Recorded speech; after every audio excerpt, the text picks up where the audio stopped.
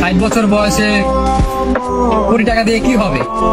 যদি 18 বছর বয়সের সবগুলো পূর্ণ করতে না পারি কি হবে? শেষ মুহূর্তে শত কোটি টাকা কামিয়ে কি হবে? তখন তো আর বেঁচেই থাকবো না।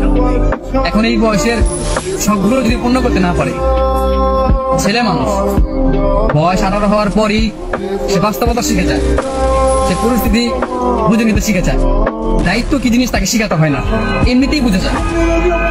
18 বছরের পর একটা ছেলে বেকার থাকার যে কি যন্ত্রণা সেটা কেউ বুঝবে না। একটা ছেলে মানুষ বেকার, একটা ছেলে মানুষ ইনকাম করতে পারে না, এই কষ্টটা কেউ কখনো বুঝবে না। প্রত্যেকটা মানুষ তাকে ভুল বুঝবে। অথচ শেষ বয়সে এসে শত কোটি কোটি টাকা দিয়ে কি হবে? আমার এই 18 বছর বয়সের যে স্বপ্নগুলো, যে সকাল লাভগুলো, আমি তো সেইগুলোই পূর্ণ করতে পারলাম না। জীবন তো 18 বছরে এসেই থেমে গেছে। মনে হয় না যে সামনে ভালো কিছু হবে, তারপর নতুন করে স্বপ্ন দেখি যে জীবনে ভালো কিছু করব।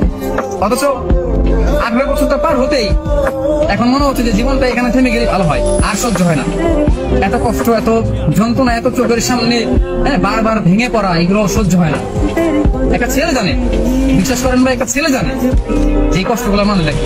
বয়স 18 হয়ে গেছে, তার ইনকাম নাই, তার স্বপ্ন পূরণ নাই, তার শখ আল্লাহ সব মিশে যায়, মানে সব ভেঙে যায়, চুরমার হয়ে যায়।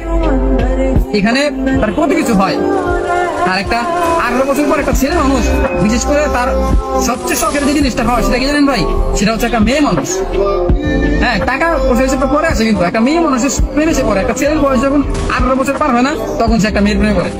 এখন 60 বছর বয়সে গিয়ে ভালোবাসা থাকবে, কিন্তু সেই বয়সটাকে থাকবে আর থাকবে না। 60 বছর পরে গিয়ে যদি আমি শত কোটি টাকা পাই বা শখের মানুষকে পাই, তখন কি লাভ হবে? বাঁচবি বা কয়দিন? মানুষ বাঁচি বা কয়দিন? কেন যে জিনিসটা চায় সেই জিনিসটা পায় না, কেন?